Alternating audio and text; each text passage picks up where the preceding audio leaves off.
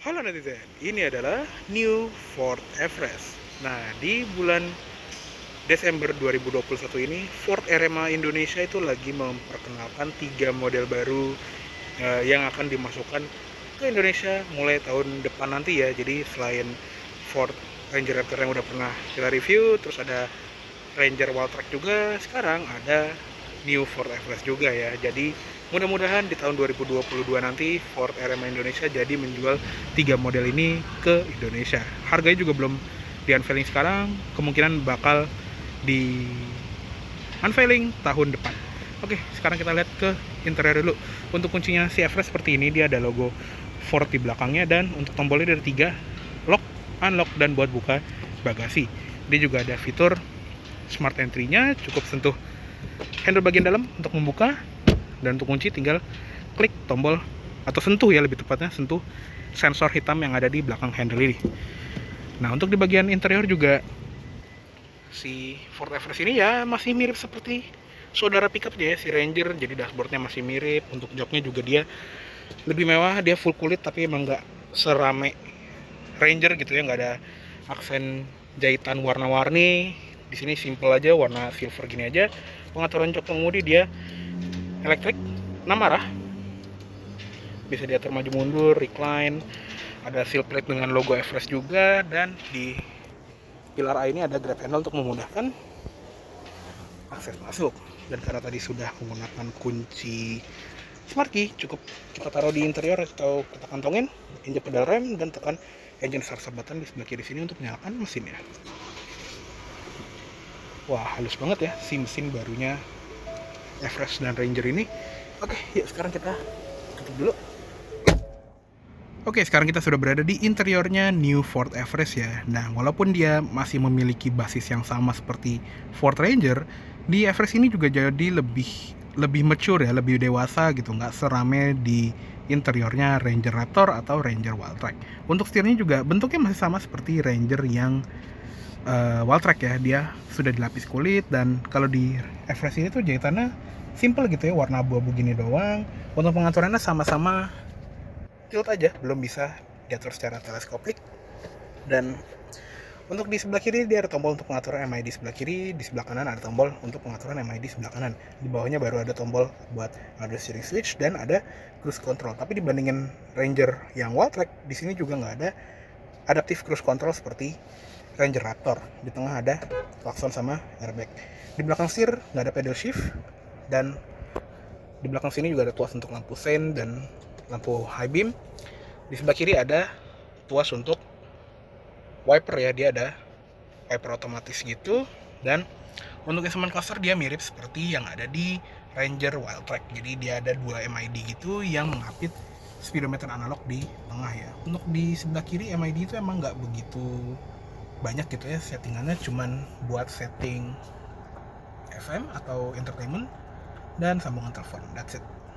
Di bawah juga ada indikator temperatur udara luar, ada kompas, dan ada jam digital. Di sebelah kanan baru MID-nya sedikit lebih lengkap ya, karena di sini tuh MID yang benerannya gitu. Jadi ada tachometer, ada fuel gauge dan temperatur gauge, ada overhead display yang menunjukkan sudut kemiringan mobil, power distribution, speedometer digital, konsumsi BBM rata-rata, kecepatan rata-rata, distance to empty, terus ada trip 1, trip 2, fuel economy history, ada driver assist juga. Nah, kalau di Everest ini juga lebih lengkap ya, karena dia ada blind spot monitoring system lengkap dengan rear cross traffic alert yang nggak ada di Ranger. Terus ada setting buat kendaraan juga, alarm, auto engine off, park lock control, lightingnya ada auto lamp delay tapi nggak ada auto high beam, ada locking dan unlocking, ada setting power lift gate, ada remote open windows dan remote close windows, terus ada wiper. Di bagian sini juga ada setting buat Ford My Key, ada display setup. Ini untuk satuan konsumsi BBM-nya bisa kilometer per liter, liter per 100 km atau miles per gallon. Temperatur ini untuk satuannya ya, Celsius atau Fahrenheit. Ada gauge display, ada fuel gauge doang atau fuel, dan tachometer. Ada language untuk bahasa, ini Inggris US atau bahasa Mandarin. Ya, that's it, itu doang. Jadi kurang lebih masih mirip seperti yang ada di instrument clusternya Ranger Wildtrak ya. Di bagian bawah sini juga ada gear indicator, hampir lupa. Di bagian sebelah kanan ada ventilasi AC, bisa dibuka tutup, dan dia juga mirip seperti yang ada di Ranger Wildtrak. Dia surroundingnya tuh warna gunmetal seperti ini, ada switch buat pengaturan spion lengkap dengan pelipatannya. Di bagian bawah ada pengaturan lampu, dia sudah lampu otomatis, ada headlamp leveling juga manual di sini. Ada dimmer buat panel instrumen, tombol fog lamp depan, fog lamp belakang, dan ada tombol untuk membuka bagasi elektriknya. Di bagian bawah ada tuas pembuka kap. Untuk pedal juga dia masih model gantung, dan dia nggak kayak di Ranger Raptor yang ada aluminium finishnya. Di sini hitam aja kayak di Ranger Wildtrak. Di sebelah kiri juga ada footrest untuk naruh kaki kiri. Di bagian door trim kurang lebih sama seperti di Ranger juga, dia mayoritas itu plastik, kecuali di bagian yang sering kita sentuh seperti di sini itu dia soft touch dengan jahitan yang agak nyaru gitu warnanya. Untuk power window kalau di Everest ini dia all auto, jadi nggak kayak Ranger yang autonya tuh cuma sisi pengemudi doang. Di sini dia semua sisi itu sudah otomatis, baik buka ataupun tutup. Handle pintu sama, warna gunmetal atau warna bronze gini lebih tepatnya. Ada tombol central locking, di atas sini ada tweeter, ada speaker, dan ada door pocket di bagian bawah. Untuk di bagian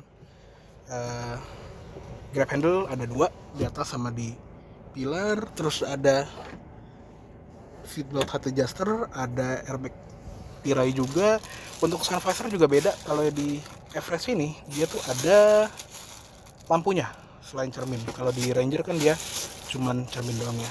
Di bagian sini juga ada mikrofon buat nelpon. Untuk spion tengah dia sudah model auto dimming, dan kalau di Everest ini dia nggak ada radar-radar buat active safety gitu ya untuk yang ke depan gitu. Jadi dia ada blind spot tapi itu kan ke belakang gitu ya, tapi nggak ada rem otomatis atau adaptive cruise control kayak di Ranger. Cukup unik gitu ya, jadi fiturnya agak dibedain. Nah di panel tengah sini juga dia beda. Jadi di Everest itu dia lampu kabinnya sudah LED. LED-nya tuh juga nyalanya tuh soft gitu ya, nggak cetak-cetak nyala. Dan dia juga ada panoramic sunroof yang sudah ada dari model pre-facelift yang dulu sempat masuk di 2015 sebelum ATPM yang lama cabut ya. Jadi khasnya Everest tuh emang seperti ini gitu, dia ada panoramic sunroof yang bisa dibilang nggak ada di kelasnya, cuma dia doang. Oke, di sini ada buat kalian lampu depan belakang, ada tempat naruh kacamata juga. Sun visor sebelah kiri juga sama ya, ada cermin dan lampunya yang nggak ada di Ranger. Ada grab handle, seatbelt bisa naik turun, dan headrest juga bisa diatur naik turun. Untuk dashboard secara bentuk memang sama, tapi secara motif jahitan dia warnanya tuh simple gini aja, nggak ada warna orange seperti di Wildtrak atau biru di Raptor. Tapi kalau di Everest ini dia punya center speaker, jadi audionya itu jadi lebih enak gitu ya. Nah untuk head unitnya atau di bagian infotainmentnya dia sama seperti Ranger ya, dia menggunakan Ford Sync 3 yang ini salah satu infotainment system yang paling oke di kelasnya ya, paling bagus juga di pasaran gitu. Dan kita bisa atur AC. Untuk sambungan audionya juga lengkap, ada AM, FM, Bluetooth. Tapi kalau di Everest ini dia nggak ada CD kayak di Everest, kayak di Ranger maksudnya. Di bagian apps ini untuk aplikasi ada settingan juga yang lengkap sekali, ada Android Auto, Apple CarPlay. Dan kalau di Everest ini dia punya ambient light, cuma karena lagi siang ini jadi nggak bisa kelihatan banget ya si ambient lightnya ini. Dan kita bisa atur brightness-nya mau warna apa ya, emang nggak banyak sih tapi tetap keren gitu. Sayangin lagi siang terik gini jadi nggak bisa kelihatan. Untuk kamera mundur juga sama seperti di Ranger ya, dia bagus, jernih, dan ada adaptive guideline juga, dan ada panduan garis untuk sensor parkir depan belakang. Dia juga bisa di zoom kalau misalnya kita mau towing semacam anhang atau trailer gitu ya. Terus di bagian bawahnya ada tombol hazard, ada knob volume dan tuning knob, ada buat ini juga ganti track gitu ya. Di bagian bawahnya juga ada tombol-tombol buat ngatur AC, dia sudah dual zone automatic climate control. Ini untuk suhu pengemudi, suhu penumpang bisa dibedain. Paling panasnya itu 30 derajat, paling dingin 15 derajat. Ada defogger depan, max defrost, defogger belakang, Ada auto climate control, mode AC, max AC, jadi satu tombol dia langsung ke posisi yang paling dingin. Ada sirkulasi udara dan tombol off. Ada power outlet 12 volt di sini, terus ada USB buat ngecas, sama satu lagi USB buat ke head unit ya. Di sini ada tempat penyimpanan, dan untuk di bagian tengah sini dia knobnya sedikit berbeda dibandingin yang di Ranger ya. Jadi tombol-tombol dia nggak ada auto parking seperti di Ranger Wildtrak, tapi dia ada tombol buat matiin sensor parkir, ada tombol untuk matiin stability control, ada pengunci gardan belakang, dan dia juga ada mode 4x4 low yang dia model tuh tombol ya, bukan knob putar kayak di Ranger. Jadi kemungkinan dia tuh full time 4-wheel drive ya, beda sama Ranger yang part time 4x4 yang bisa dimatiin jadi 2H gitu ya. Kalau di sini tuh cuman 4x4 low aja. Di belakangnya juga ada knob untuk mode berkendara. Jadi di sini tuh ada 4 ya modenya. Ada di sini sekarang lagi di mode normal. Terus sekarang lagi ada di ada seperti ini. Ada snow mud grass. Terus ada sand, dan ada mode rock. Di tengahnya juga ada tombol untuk hill descent control. Jadi ada 4 mode terrain yang bisa kita pilih. Di sebelah kirinya juga ada tuas transmisinya. Dia menggunakan transmisi 10 percepatan otomatis torque converter yang ada mode manualnya dengan pencet plus minus yang ada di samping tuas ini ya. Nggak pakai pedal shift kayak di Ranger Raptor. Di sebelah kanannya ada parking brake, ada 2 buah cup holder, terus di belakang sini ada tempat penyimpanan yang gede banget, dan kayak ada tempat penyimpanan kecil di sini. Ada lumbar support juga untuk jok depan di kanan dan kiri. Untuk dashboard sebelah kiri juga agak beda ya, karena di sini ada tulisan Everest. Glove box dia soft opening, beda sama Ranger yang langsung ngejeblak gitu. Dan kayaknya cukup segitu aja untuk di bagian kabin depan dari New Ford Everest. Yuk sekarang kita lihat ke kabin belakang. Oke, sekarang kita lihat ke kabin tengahnya dari New Ford Everest ya. Nah, nggak kayak si Ranger. Kalau di Everest ini dia ada grab handle di belakang pilar B sini. Jadi untuk masuk ke baris tengah itu jadi lebih mudah ya. Nah, ini adalah posisi berkendara gue. Tinggi gue 170 cm, dan di posisi recline yang paling mundur masih ada 5 jari. Jadi lega sekali. Di kolong jok depan itu juga ruangannya lega banget buat naruh telapak kaki, dan ada seat back pocket di kanan dan kiri. Dia juga ada lumbar support untuk kedua jok depan. Tinggal dorong knob ini aja ke depan, nanti dia akan mengembang atau mengepis tergantung arah yang kita pilih ya. Nah, di belakang center console ini juga lengkap banget nih. Jadi selain ada knob untuk AC double blower belakangnya, dia juga ada colokan AC power outlet 230 volt, 150 watt untuk ngecas laptop gitu ya. Dan di sebelah kanannya ada power outlet 12 volt. Di tengah sini juga masih ada gundukannya karena dia kan berpenggerak 4 roda. Di sebelah sini ada lampu baca, ada ventilasi AC yang ini rapi banget ya, naruhnya tuh kayak gini. Dan dia juga ada panoramic sunroof tadi ya. Terus di atas ini malah dia nggak ada grab handle ya, di kanan ataupun di kiri. Di belakang juga ternyata nggak ada loh, jadi agak janggal. Dan jok belakangnya ini juga full kulit. Di sini juga ya udah biasa aja, itu nggak ada jahitan warna aneh-aneh. Di tengah sini juga ada armrest yang ini tingginya pas ya. Di dalamnya juga ada cup holder 2 buah, ada headrest di tengah juga, dan ada seatbelt 3 titik lengkap dengan input ISOFIX buat naruh kursi bayi. Untuk di bagian door trim di sini juga sama seperti di depan gitu ya, dia mayoritasnya plastik kecuali di panel yang sebelah sini tuh dia soft touch. Ada switch power window yang dia all auto dan turunnya dia sampai habis. Door handle ini juga warnanya brush aluminium gini, dan ada tombol central lock di pintu belakang juga. Ada tweeter, speaker, dan ada door pocket juga. Oke, sekarang kita masuk ke kabin baris ketiga. Nah, untuk masuk ke kabin baris ketiga juga gampang sekali. Jadi di sini tuh ada tuas yang bisa kita tarik dan kita dorong ke depan untuk masuk ke kabin baris ketiganya ya. Cuma karena ini parkirnya agak nanjak ya, jadinya harus hati-hati. Oke, ini kita mundurin sampai udahlah, mundurin sampai seginilah ya. Terus kita recline. Nah, untuk di belakang sini emang nggak se-relax dibandingin jok baris kedua ya. Ini agak jongkok, dan di bagian sini itu kayak ada gundukan yang ini ganggu banget ruang kaki. Jadi gue tuh duduknya nyamping malah. Tuh kayak agak nyinden gini. Dan untuk headroom habis bos. 1 jari paling ini. Jadi benar-benar sempit ya, emang mungkin nggak pas buat orang dewasa atau orang yang sebesar gue gini ya. Jadi ya untuk anak kecil atau orang dewasa, tapi buat perjalanan pendek ini masih oke. Di belakang sini juga ada ventilasi AC yang seenggaknya membantu lah, walaupun kabin belakangnya sempit gitu ya. Jadinya lebih adem dan bisa ditutup dengan rapat juga. Ada 1 buah lampu di sini. Terus ada gantungan di kiri sama di kanan. Untuk di bagian kaca belakang ini juga nggak begitu besar gitu ya, jadi tapi masih cukup oke. Dan ada cup holder di kanan dan kiri, dan lengkap juga dengan seatbelt belakang, sama ada headrest adjustable. Oh ya, di sini juga ada subwoofer ya, di kanan nggak ada soalnya, jadi bukan rear speaker.